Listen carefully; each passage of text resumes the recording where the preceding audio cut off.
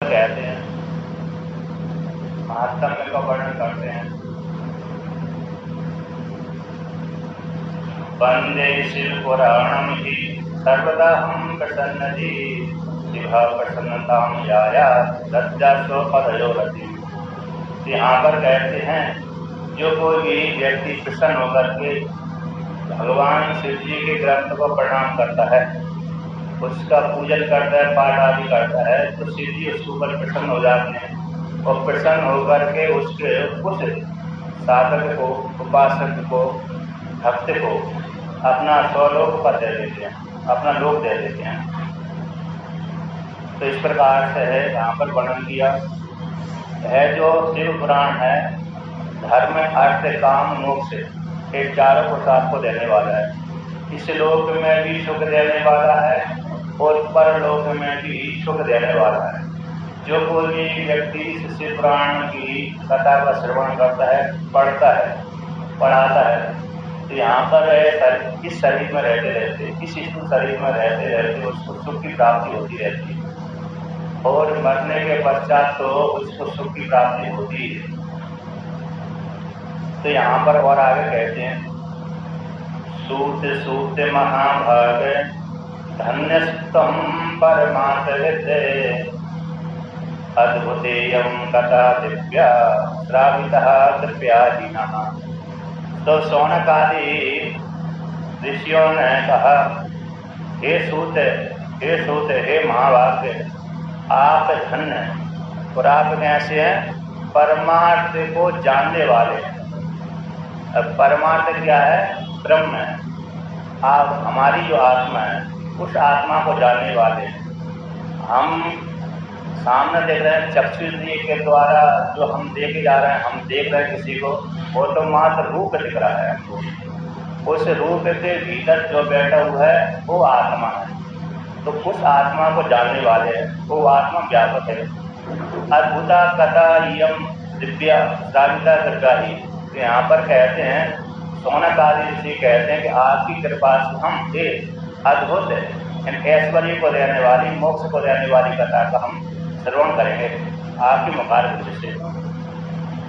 अब हो के विध्वंस करी मन शुद्धि विदाहिनी शिव संतोष जननी कथयम न श्रुता दुधा। है जो शिव पुराण की कथा है, कैसी है? महान पापों को नष्ट करने वाली है और बड़े से बड़े पापों को नष्ट करने वाली है और मन को पवित्र करने वाली है। जो मन है हमारा चंचल है, उसको एकाग्र करने वाली है, शुद्ध करने वाली है, वो भगवान शिव जी को प्रसन्न करने वाली है। ऐसी हम लोग इस कथा का आपके मुखारबिंद से श्रवण करेंगे। ये अद्भुत कथा। ये तत् कथा समानम न भूहि किंचित परात्परम निश्चयेन एति विज्ञातम अस्माभिः कृपया तव। तो सूत जी से शौनक आदि ऋषि कहते हैं कि इस जो कथा है, भगवान शिव जी के भगवान शिव जी संबंधी जो कथा है, शिव पुराण वाली कथा है कथा, इससे बढ़कर के कोई दूसरी कथा नहीं है इस लोक में। ये हमने आपके मुखारबिंद से जानी है। इस प्रकार से आपकी कृपा के द्वारा, आपके द्वारा हम जान गए हैं। के कहे सुत्यन्त्यन्य कथया पापिनः कलौ पददान कृपया सूत कृतार्थं भवनं कुरु। तो यहाँ पर है, शौनक आदि ऋषि कहते हैं सूत जी से, हे सूत, कौन कौन ऐसे व्यक्ति हैं, स्त्री अथवा पुरुष हैं, जो इस कथा को श्रवण करके शुद्धि को प्राप्त हो गए हैं, पवित्र हो गए हैं, मोक्ष को प्राप्त हो गए हैं, उनको कृपा करके वर्णन करिए कि जिन व्यक्तियों ने इस पुराण की कथा श्रवण करी तो उसको सुनकर के भी मुक्त हो गए हैं। जैसे भागवत पुराण में धुंधुकारी ने सुनी तो मुक्त हो गया वो, राजा परीक्षित ने सुनी वो मुक्त हो गए। राजा परीक्षित तो जीवित रहते ही सुनी थी उन्होंने, किंतु धुंधुकारी ने मरने के पश्चात सुनी थी, भूत बन करके सुनी थी, तो दोनों ही मुक्त हो गए। उसी प्रकार से यहाँ पर भी किसने श्रवण करी, उसको वर्णन करी, कौन कौन व्यक्तियों ने इस कथा का श्रवण किया। जीवित अथवा मृत ने, भूत ने अथवा जीवित व्यक्ति है, तो उसको सुनकर के वो सदगति को प्राप्त हो गया, एक कृपा करके कहिए। तो सूत जी कहते हैं, हे मानव पाप कृतो दुराचार रतः फलः कामादि निरतः नित्यम देवी शुद्धं तन्नेन गई। यहाँ पर कहते हैं ये मानव, जो ऐसे जो मनुष्य है जो पाप करते, पाप को करने वाले हैं और दुराचार में रत हैं, खल हैं, दुष्ट हैं, कहते हैं काम आदि में ही निरत रहते हैं, काम वासना आदि से युक्त हो रहते हैं, अर्थात धन भी कमाते हैं लेकिन ऐसे धन कमाते हैं, पाप वाला धन कमाते हैं। वो कहते हैं ऐसे जो व्यक्ति हैं वे भी इस कथा का श्रवण करने से शुद्धि को प्राप्त हो गए हैं। ज्ञान यज्ञ परोयम गई भुक्ति मुक्ति प्रदा सदा शोधन सर्वपापानां शिव संतोष कारका है। जो शिव पुराण की कथा है ज्ञान यज्ञ वाली है, अर्थात ज्ञान को प्रदान करने वाली है, मुक्ति को देने वाली है, भोग को देने वाली है, मुक्ति मोक्ष को देने वाली है और सारे पापों को शोधन करने वाली है और भगवान शिव जी को प्रसन्न करने वाली है ये कथा। कृष्णा कुलः सत्यहीना पितृ मातृ विदूषकः लंबिकः हिंसका देवी शुद्धं तन्नेन वही। जो कहते हैं तृष्णा से आकुल हो गए ऐसे व्यक्ति, सत्य को जिन्होंने त्याग कर दिया, झूठा ही झूठ बोलते हैं, झूठा ही लेना झूठा ही देना। तो भगवान तुलसीदास जी ने जो बोला है, सत्य का जिन्होंने त्याग कर दिया झूठा ही झूठ बोलते रहते हैं। और कहते हैं मातृ पितृ विदूषका, माता की पिता की निंदा करते रहते हैं। पुत्र निंदा कौन करेगा? माता पिता की। पुत्र करेगा तो पुत्री करेगी, तो पुत्र पुत्री जो माता पिता की निंदा करते रहते हैं, अर्थात माता पिता की जो निंदा करते हैं। ऐसे दंभिका दिखाने वाले हैं कि हम ऐसा कार्य करते हैं, हमारे समान कौन हो सकता है। हिंसा करते रहते हैं। ऐसे जो व्यक्ति हैं वे भी इसे शिव पुराण की कथा का श्रवण करने से शुद्धि को प्राप्त हो जाते हैं, हो गए हैं। सोहवर्ण आश्रम धर्मेभ्यो वर्जितः मत सरान्वितः ज्ञान यज्ञेन तेन संपुनन्ति कलावभिः। तो कहते हैं जिन व्यक्तियों ने अपने अपने धर्मों का आचरण का त्याग कर दिया, ब्राह्मण होकर के ब्राह्मणों के धर्मों को त्याग कर दिया, क्षत्रिय होकर के क्षत्रियों के धर्मों का त्याग कर दिया, वैश्य होकर के वैश्य के धर्मों का त्याग कर दिया, शूद्र होकर के शूद्र के धर्म का त्याग कर दिया। तो जिन ऐसे वर्ण वालों ने अपने अपने धर्मों का त्याग कर दिया तो मत्सर्य युक्त हैं, ऐसे व्यक्ति भी इस ज्ञान यज्ञ के द्वारा इससे शिव पुराण की कथा के श्रवण से पवित्र हो जाते हैं। कलयुग में, कलयुग हो चाहे त्रेता युग हो चाहे द्वापर हो अथवा सत्य हो, सारे व्यक्ति से कथा का श्रवण करने से शुद्ध हो जाते हैं। छलत छठ महाकरा दूरा सुनिर्दया ज्ञान ज्ञान तेन संपुनन्ति कलावपि। कहते हैं जो पग पग पर छल करते रहते हैं, जिस किसी से व्यवहार करेंगे उसी के साथ छल कर देते हैं। पहले नीरव से अच्छा व्यवहार करेंगे फिर बाद में उसको दुख दे देंगे। और क्रूर हैं, निर्दय हैं, आता उनको दया किसी के ऊपर नहीं आती, हिंसा करते रहते हैं। जैसे जो मांसाहारी मांस काटते हैं फिर बेचते हैं तो क्रूर कहलाते हैं वो, और निर्दय वाले कहलाते हैं। ऐसे व्यक्ति भी इस ज्ञान यज्ञ के द्वारा इस कलियुग में पवित्र हो जाते हैं। ब्रह्म स्वपुष्टः सततं व्यभिचाररतः चये ज्ञान यज्ञेन तेन संपुनन्ति कलावपि। और जो ब्राह्मण के धन को खाकर के पुष्ट होता है, वो सब व्यक्ति होते हैं ब्राह्मणों के धन खाते रहते हैं और व्यभिचार में जो रत रहते हैं, अर्थात किसी दूसरे की स्त्री के ऊपर नजर डालते रहते हैं। ऐसे जो व्यक्ति हैं वे भी इस ज्ञान यज्ञ के द्वारा पवित्र हो जाते हैं। सतः पाप विरता हे सटाति दुराशया ज्ञान यज्ञेन तेन संपुनन्ति कलावपि। कहते हैं जो हमेशा पाप में रत रहते हैं, अगर पाप ही कर्म करते रहते हैं, ऐसे व्यक्ति को सट और दुराशा में ही लगे रहते हैं। अर्थात किसी की हानि करना है, किसी के साथ गलत व्यवहार करना है, किसी की स्त्री को अपहरण करना है, ऐसे जो कार्य करते रहते हैं, ऐसे भी व्यक्ति भी इस ज्ञान यज्ञ के द्वारा पवित्र हो जाते हैं। मलिनः दुर्दिया शांतः देवतः द्रव्यभोजिनः ज्ञान अज्ञान ते नैना संपुनन्ति कलावपि। तो यहाँ पर कहते हैं जिनकी बुद्धि मलिन हो गई है ऐसे व्यक्ति, और कहते हैं देवता द्रव्य भोजिना, देवताओं के द्रव्य को भोग करने वाले हैं। किसी ने मंदिर में दान कर दिया है, अब वो दान को व्यक्तिगत में ले गया, अपने उपयोग में लगा दिया, पूरे उस समाज में नहीं लगाया बल्कि एक घर में ले गया, है कि नहीं? तो ऐसे अब तो जब मंदिर की है संपत्ति उसको छीन लिया, अपने कब्जे में कर लिया, अपने नाम कर लिया। तो ऐसी जो देवताओं के द्रव्य को भोग करते हैं, अर्थात मंदिर का दान खा जाते हैं, अन्य के आश्रमों के दान खा जाते हैं, ऐसे जो व्यक्ति हैं वे भी यदि उन्होंने ऐसा कर्म कर दिया है तो वे भी इस ज्ञान यज्ञ के द्वारा पवित्र हो जाते हैं। पुराणस्यास्य पुण्यम तन्महापातक विनाशनम मुक्ति प्रथम दैव शिव संतोष हेतुकम। कहते हैं जो पुराण से पुराण की कथा है, महान पातकों को नाश करने वाला है और मुक्ति और भोग और मोक्ष को देने वाला है, वो भगवान शिव जी को प्रसन्न करने वाला है जो कोई व्यक्ति इस पुराण की कथा का श्रवण करता है। अत्रैवोदाहरन्ति मामिति साहसं पुरातनम यस्य श्रवण मात्रेण पाप हानि रे भवत्यलम। तो यहाँ पर सूत जी कहते हैं इस विषय में एक उदाहरण देते हैं।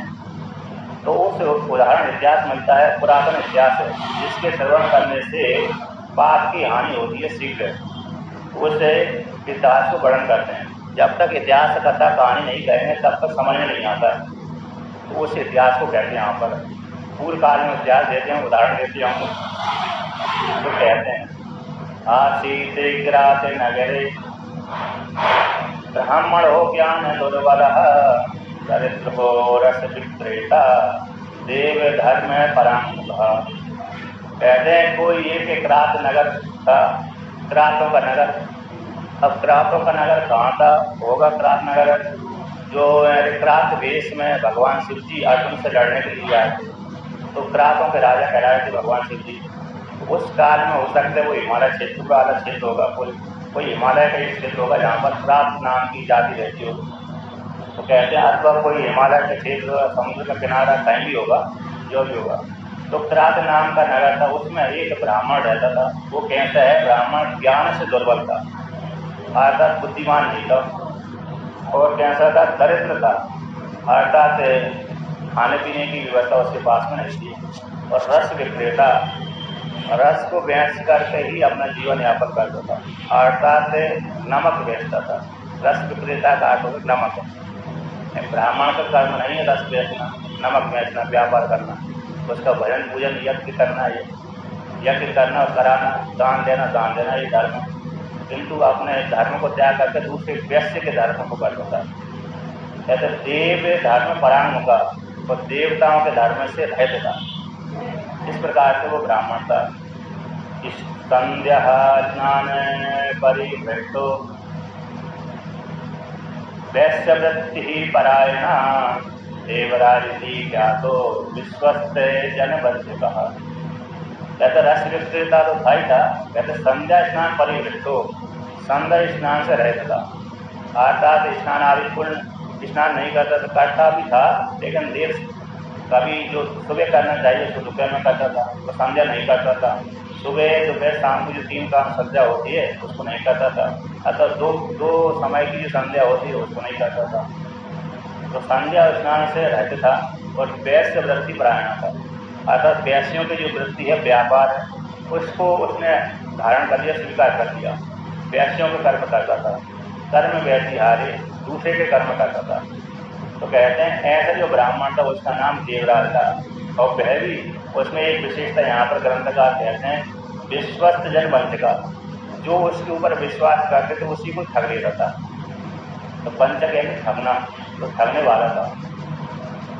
सब विप्रहान क्षत्रियान वैश्यान शूद्रान चापि ततः परान हत्वा नानामिषेणैव तद्धनम अपहरत। अब यहाँ पर ग्रंथकार कहते हैं वह उस देवराज नाम के जो व्यक्ति था उसने विप्रों को यानी ब्राह्मणों को, क्षत्रियों को, वैश्यों को और शूद्रों को, इन सबको और अन्य अन्य जातियों के लोगों को जो भी इनकी जाति नहीं है सामान्य को, इनको मारा था। और मार करके उनको छीन लिया था। आदर हो सकता है एकांत में जाता होगा, जैसे किसी व्यक्ति के साथ चला जाता होगा तो जंगल में जाते इसको मार देता होगा। इस प्रकार से यदि बीच नगर में मारेगा तो उसे पकड़ लेंगे व्यक्ति, लेकिन एकांत में जाकर तो उसको मार देता था। ऐसे राक्षस आदि है जो ब्राह्मण जंगल में जाते थे लकड़ी लेने के लिए, तो राक्षस एकांत में अकेले देख करके उनको मार देते थे और मांस खा जाते थे। लेकिन जो आश्रम है जैसे बड़े बड़े ऋषि की आश्रम है, तो वहाँ पर वो राक्षस लोग नहीं जाते थे। छोटे छोटे ऋषियों के आश्रम में सामान्य गुरुकुल आदि चलते थे, तो वहाँ पर राक्षस क्या करते थे, ब्राह्मणों को देख करके उनको मार देते थे, खाते थे। उसी प्रकार से ये भी विश्वस्त जनों को लेकर विश्वास लेकर के उनको ये काम में ले जा करके मार देता था और उनका धन छीन लेता था। अधर्महादे बहुविद्धानि पश्चातेनार्जितहानि गई न धर्माय धर्म तस्य कल्पम चापि है पापिना। उसने अधर्म से बहुत सारा धन कमा लिया। कहते हैं ऐसा उसका जो धन था है उसने अपने थोड़े से धन को धर्म में नहीं लगाया, अर्थात सत्कार्य में नहीं लगाया। पाप करते हुए वो पापी हो गया। अब पापी व्यक्ति अपने धन को धर्म में नहीं लगाते बल्कि अन्य कार्य में लगा देंगे, विषय भोग के भोग में लगा देंगे, किंतु धर्म के कार्य में नहीं लगाएंगे। एक दही के तड़ा गेसा ना तुम या तो महेश्वर वैश्याम शोभावती नामा दृष्टवा तत्राति गृहवला। तो कहते हैं किसी कार्य विशेष में एक तालाब में स्नान करने के लिए गया, तो वहाँ पर एक शोभावती नाम की एक वैश्या स्नान करने के लिए आई थी। उसको देख करके उसके ऊपर वह मोहित हो गया।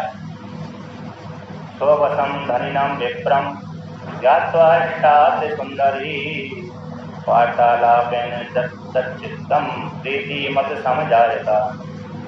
तो वेश्या को देखकर उसके रूप को देखकर के मोहित हो गया। तो वेश्या ने देखा कि ये तो मेरे ऊपर मोहित हो गया। तो वेश्या ने भी जाना इसके उपास में बहुत सा धन है, तो बहुत सा धन होने के कारण वेश्या भी उसको अपनी बातों में फंसा लिया, वार्तालाप करने लगी। उसका चित्त भी अपनी ओर आकर्षित कर लिया। वार्तालाप के माध्यम से दूसरे व्यक्ति के साथ आकर्षित हो जाते विचार करने से।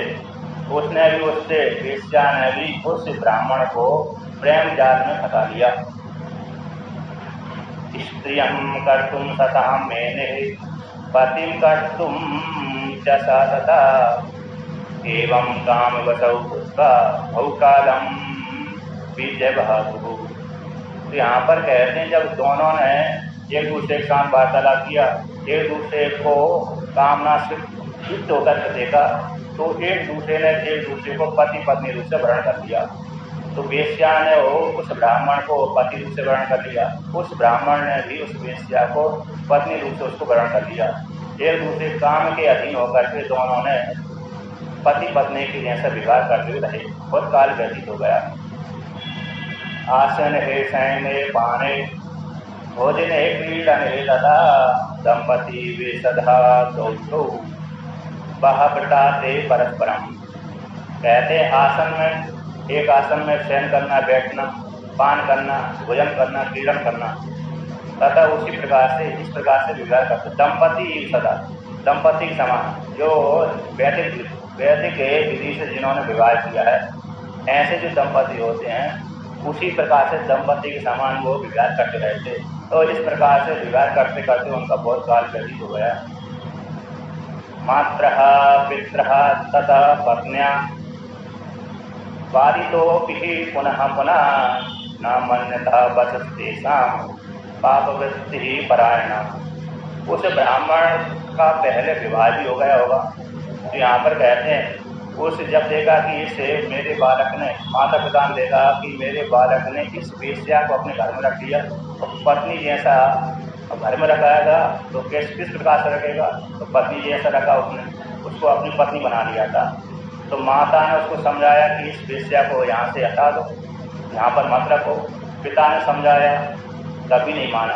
पत्नी ने भी उसकी समझाया, क्योंकि उसका विवाह हो गया था। माता के द्वारा वर्ग किए जाने पर भी, निषिद्ध किए जाने पर भी नहीं माना।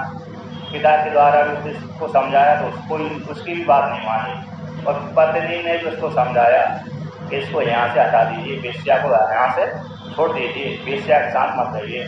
इस प्रकार से माता के द्वारा, पिता के द्वारा, पत्नी के द्वारा विरोध किए जाने पर भी, बार बार विरोध किए जाने पर भी उसने माता पिता और पत्नी की बात को नहीं माना। तो क्यों नहीं माना? क्योंकि कहते हैं पाप वृत्ति परायणा, पाप वृत्ति के अधीन हो गया था, अतः पाप कार्य करता ही रहता था, तो उसका मन उसी में ज़्यादा लग गया था। अब जब बार बार कोई व्यक्ति एक दूसरे को रोकेगा, बार बार व्यक्ति एक दूसरे को टोकेगा, तो उसके मन में जो टोकने वाले के प्रति द्वेष भावना उत्पन्न हो जाती है। उसी प्रकार से उस ब्राह्मण बालक की माता पिता पत्नी के प्रति द्वेष, ईर्षा हो गई। आता ये मेरे को इस वेश्या के साथ रहने नहीं देते, टोकते रहते हैं, मेरे को परेशान करते हैं, तो उनसे ईर्षा करने लगा। तो ईर्षा करते करते उसने सोते समय उनको मार भी दिया। एक देहेश्या बसात रात्रौ मातरहं पितरं वधूं प्रासुप्तान् निहबधीत दुष्टो धनम तेषां तथा हरत। कहते हैं जब बार बार पत्नी ने, माता ने, पिता ने उसको रोका, तो रोकने से उसको ईर्षा हो गई, उनके प्रति द्वेष भावना उत्पन्न होने लगी। उसने ईर्षा के अधीन होकर के अपनी माता को, अपने पिता को और अपनी पत्नी को सोते समय मार दिया। और मारने के पश्चात उनका जो सारा धन था उसको हरण कर लिया। अब पुत्र अकेला था, इसलिए सारा धन, माता पिता का धन पुत्र के पास में चला गया। आत्मनीनम धनम यच्च पित्रादीनां तथा धनम वेश्यायै तद्यवान सर्वम कामी तद्गतमानता। कहते उसने जो स्वयं का धन कमाया था, उसके धन को और माता और पिता का जो धन था, उस धन को भी उसने सारा धन वेश्या को ले जाकर के दे दिया, क्योंकि वेश्या के प्रति भी आसक्त हो गया था। सो भक्ष्यभक्षिकः पापी मदिरः पानलालिशः एक पात्रे सदा व्यक्षित सा वेश्यो ब्राह्मणातमः। कहते हैं वह वेश्यापति ब्राह्मण अभक्ष्य भक्षण करने लगा। जो भक्षण करना नहीं चाहिए तो उसका भी भक्षण करने लगा, जो मांस नहीं खाना चाहिए उसका मांस का भी सेवन करने लगा। पापी हो गया था, क्योंकि पाप कर्म करते करते करते पाप हो जाता है। एक बार पाप हो गया तो कोई समस्या नहीं है, किंतु बार बार करने से वो पापी कहलाता है। मदरा पान लालसा, मदरा का पान करने लगा, अर्थात हमेशा मदरा पीने लगा।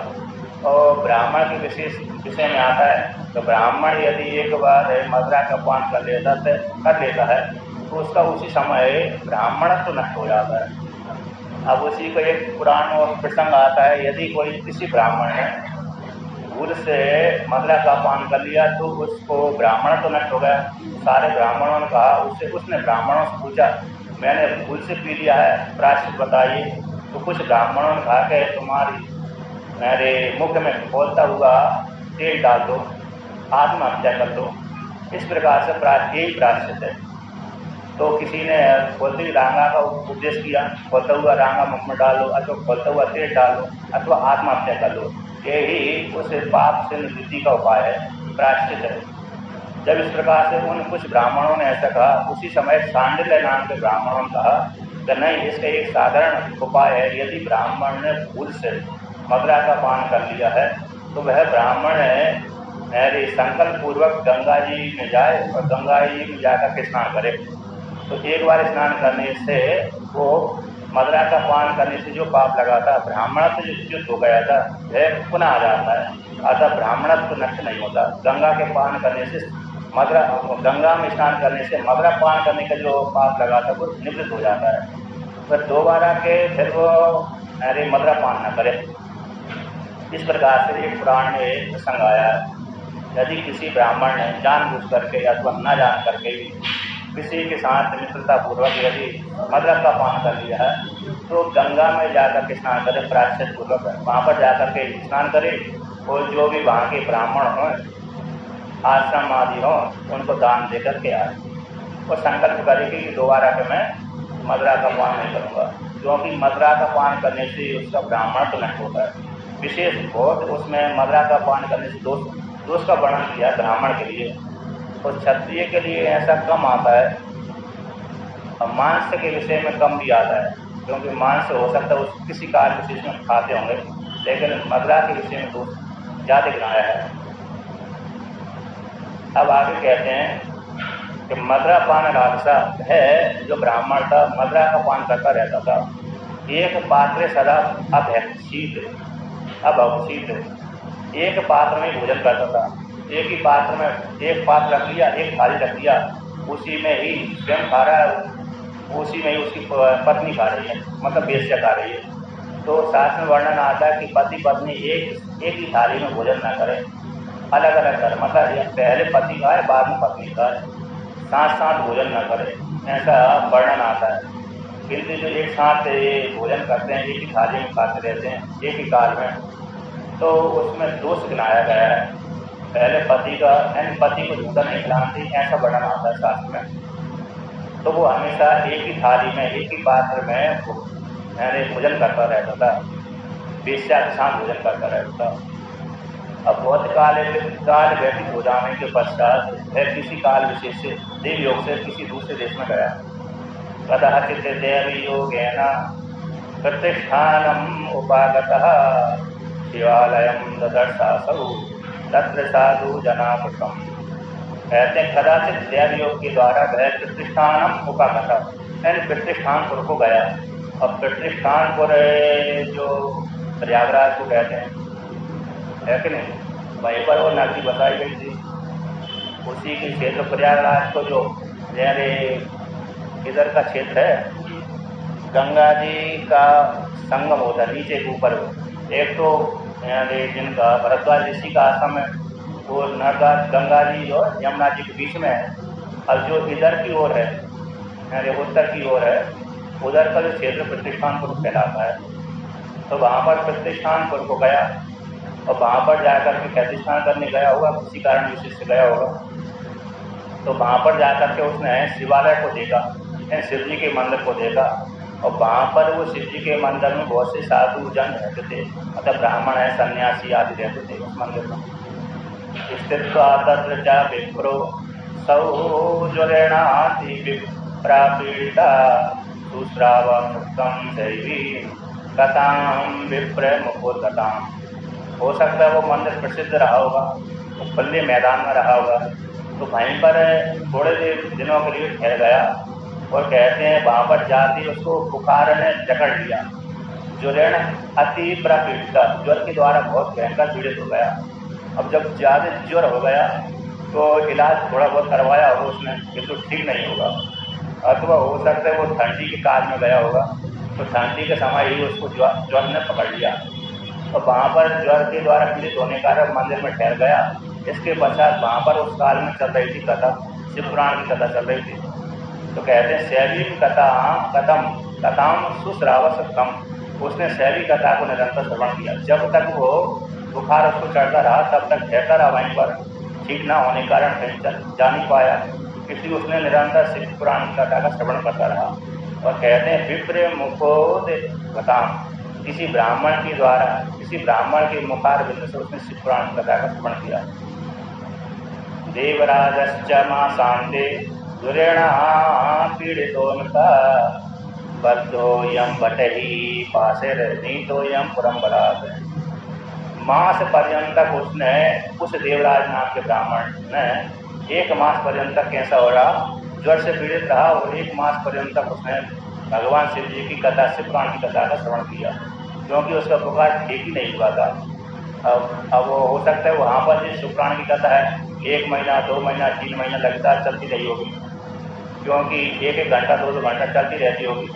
उस समय फुर्सत का था, अतः व्यापार लोग आप कम करते रहते होंगे। और सतयुग त्रेता अथवा द्वापर युग का समय होगा तो लोगों के पास में ज़्यादा अरे समय भी रहता था सत्संग करने का, धर्म कार्य करने का। तो कहते हैं 1 मास पर्यंत तक उस आश्रम में रहा, मंदिर के पास में रहा और वहीं पर रहते रहते उसने उस शिव पुराण की कथा का श्रवण किया। अब 1 मास पर्यंत के पश्चात वो मर गया, उसको जड़ ठीक ही नहीं हुआ, ठीक ना होने का मर गया। मरने के पश्चात उसको यमराज पकड़ कर ले गए, उसकी जीव कला को ले गए यमराज के दूत कहते हैं बद्दो यम नहीं पासे, यमराज के जो भट्ट हैं अर्थात दूत हैं वह उसको बांध कर पासों के द्वारा बांध करके ले गए और कहाँ ले जा रहे थे, यमपुरम बरात, बलपूर्वक यमपुर को ले जा रहे थे। उसकी जीव कला को, जो स्थूल शरीर था वो तो प्रतिष्ठानपुर में ही पड़ा रहा, उसको किसी व्यक्तियों ने जला दिया, उसके भाई बंधु तो कोई थे नहीं। तो जहाँ पर मर जाता है तो वहाँ के देश के जिस देश में मरता है तो वहाँ की या तो राजा अपने सैनिकों के द्वारा जलवाता है अथवा कोई सामान्य व्यक्ति जला देते हैं।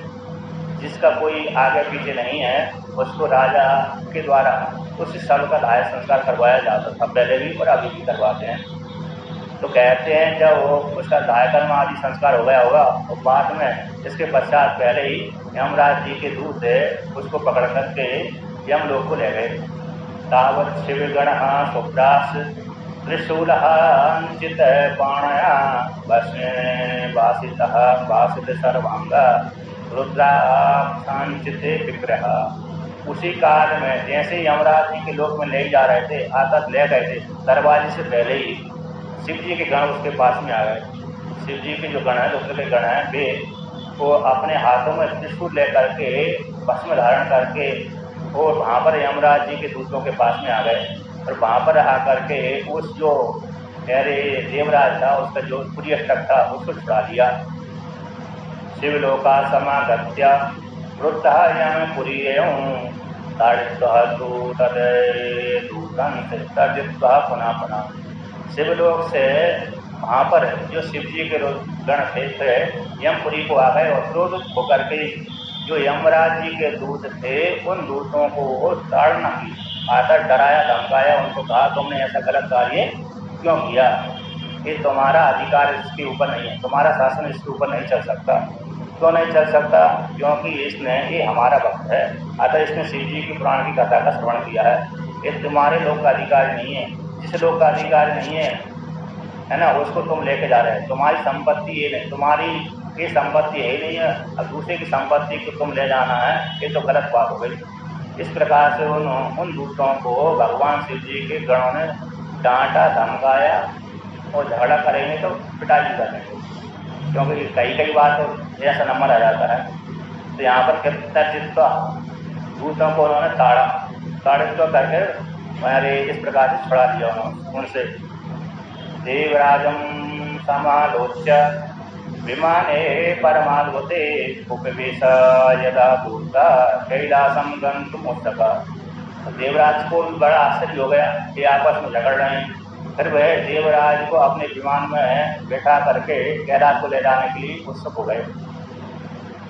तदा यमपुरी मध्ये महाकोलाहले हलो भवेत् धर्मराजस्तूतं कृत्वा स्वहालयात् बहिर् आगमन। तो यहाँ पर कहते हैं जब शिव जी के दूतों में और यमराज जी के दूतों में झगड़ा हो रहा था, तो झगड़ा होते होते भयंकर लोग इकट्ठे हो गए, आगे भी इकट्ठे हो जाते हैं झगड़ा को देखने के लिए।